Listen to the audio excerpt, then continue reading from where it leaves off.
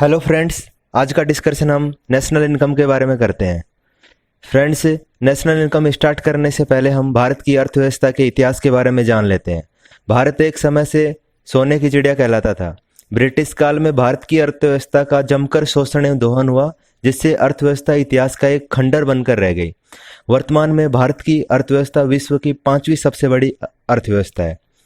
सर्वप्रथम दादा भाई नौरोजी ने भारत की राष्ट्रीय आय, नेशनल इनकम एवं प्रति व्यक्ति आय का आकलन 1868 में किया था। उस समय प्रति व्यक्ति आय 20 रुपए थी, जो कि वर्तमान में लगभग 11,254 रुपए पर मंथ हो गई है। वर्तमान में राष्ट्रीय आय की गणना CSO, सेंट्रल स्टैटिस्टिकल ऑर्गेनाइजेशन अर्थात केंद्रीय सांख्यिकी संगठन करता है। CSO प्रति व्यक्ति आय की गणना भी करता है। CSO दिवस 29 जून को मनाया जाता है। राष्ट्रीय आय क्या होता है? राष्ट्रीय आय एक साल में उत्पादित वस्तुओं एवं सेवाओं, गुड्स एंड सर्विसेज के शुद्ध मूल्य का समयोग होता है। Methods of calculate national income 3 types का होता है, जिसमें उत्पादन विधि आता है, आय विधि आता है, व्यय विधि आता है। सबसे पहले हम पढ़ते हैं GDP के बारे में।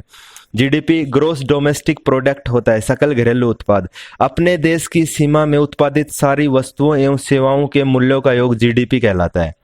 दूसरा GNP होता है, ग्रोस नेशनल प्रोडक्ट, सकल राष्ट्रीय उत्पाद। केवल देश के नागरिकों द्वारा उत्पादित व्यक्ति एवं सेवाओं का मूल्य योग GNP होता है। GNP का फॉर्मूला होता है GDP में अपन X माने कि विदेश में भारतीयों द्वारा अर्जित इनकम माइनस M कर देते हैं। जैसे इसमें वो बंदे इंक्लूड नहीं होते जो विदेश से भारत में आकर कमाई करके अपना पैसा अपने देश में ले जाते हैं, तो उनको GNP में काउंट नहीं करते। तीसरा होता है NDP, net domestic product, nibble घरेलू उत्पाद। NDP में GNP में से डेप्रिसिएशन मतलब मूल्यह्रास घटा देते हैं। डेप्रिसिएशन क्या होता है? एक साल के अंदर मशीनें एवं रुपयों में होने वाली कमी को डेप्रिसिएशन कहते हैं। चौथा होता है NNP, net national product, nibble राष्ट्रीय उत्पाद जिसे बोलते हैं। NNP के अंदर क्या आता है? GNP माइनस डेप्रिसिएशन होता है। फाइनली हम कह सकते हैं कि भारत की राष्ट्रीय आय उसे कहेंगे जब NNP की गणना उत्पादन लागत मतलब फैक्टर कॉस्ट मूल्य पर करते हैं।